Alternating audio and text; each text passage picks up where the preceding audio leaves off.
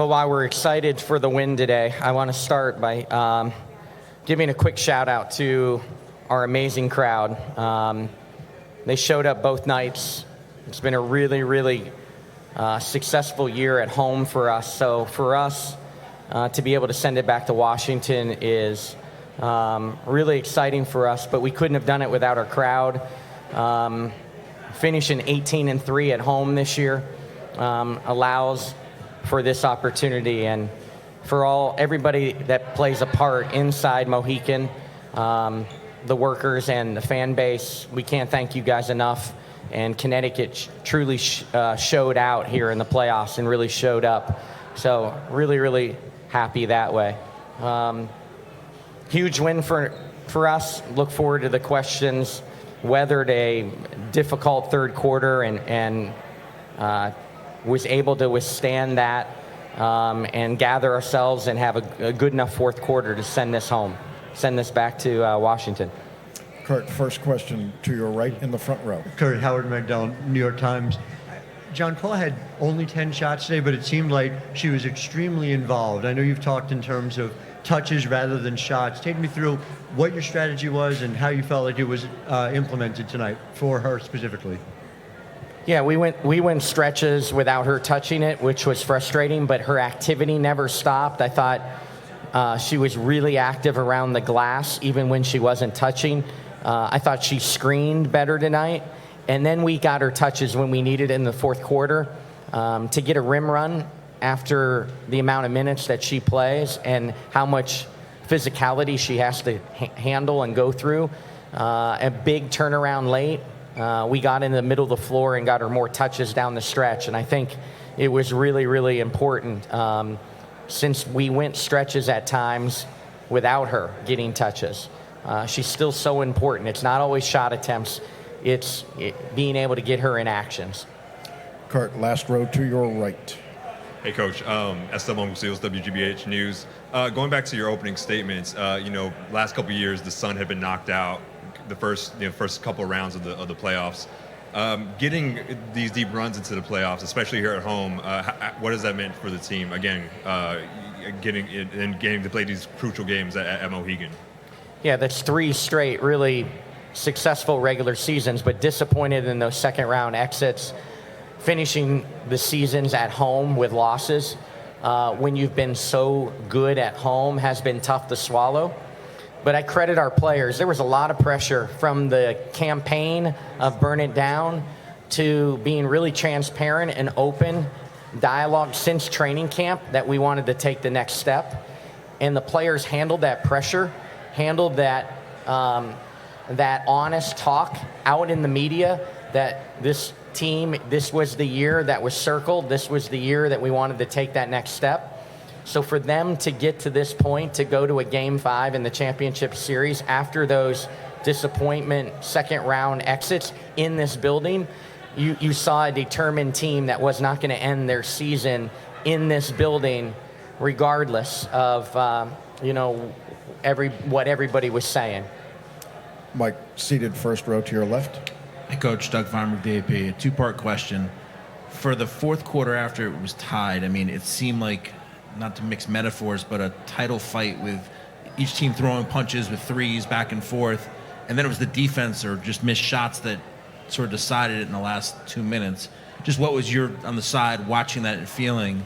The second part of the question is, again, taking yourself out of it, it's been a heck of a series, and it comes down to a fifth game. I mean, how great is that for the WNBA having this come down to a Game 5 on Thursday? Yeah, when you sit there with your coach's hat on, there's times where this series is maddening that you can't get stops.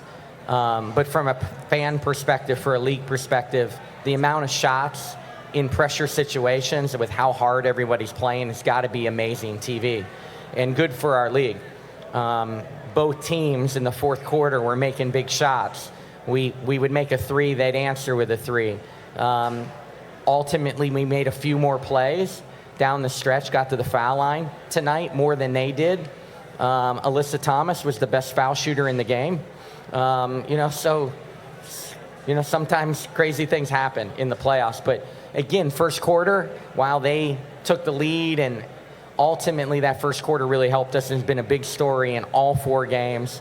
But can't be happier for the league that this is a Game 5. And I think, at least from my perspective, while it's maddening at times to try to get stops against these teams, it's really, really good basketball. Curt, next 2 questions will come to your left standing. Hi, Curt. I wanted to ask you about Shakita's performance tonight. She obviously had the three-pointer that gave you guys the lead for good, but she made some key shots earlier in the game, too. What did you see from her just being able to get that shot off, but also be able to drive in and be really just active in your offense overall? Yeah, I thought, you name it, I thought she was really active. We put her on the move. She was very aggressive, hunting for her shots. And made that big 3. They answered it, but she made a huge 3 for us, and her defense is so underrated. They can isolate her, and they isolated her the first play of the game, but she doesn't get the credit that she deserves as a help defender, as someone that absorbs when we switch and can guard bigger people. She's never going to get the credit that she deserves defensively, and we wouldn't be in this situation without her defense. And at times we've got to give her help, but she was huge tonight. Her energy is so important to this crowd. The crowd just absolutely loves her, and her energy is so important to our team. Mike? Curt, one, is it emotionally draining coaching this deep into a series? And 2, now that it's at a winner-take-all scenario so deep into the series, is there less that a coaching staff can accomplish in the hours or day leading up to that final game versus just, you kind of know so much about each other at this point, just roll the players out and see what happens? I mean, I'm not going home and putting my feet up on the coffee table tonight, I can tell you that. But the coaching staff will watch hours and hours of film before we take our next into film session tomorrow when we land. There's things to show. There's things where we had slippage. There's things where they attack differently tonight than they have in some of the other games. Same with us. So there's still a lot of coaching and trying to show your players that.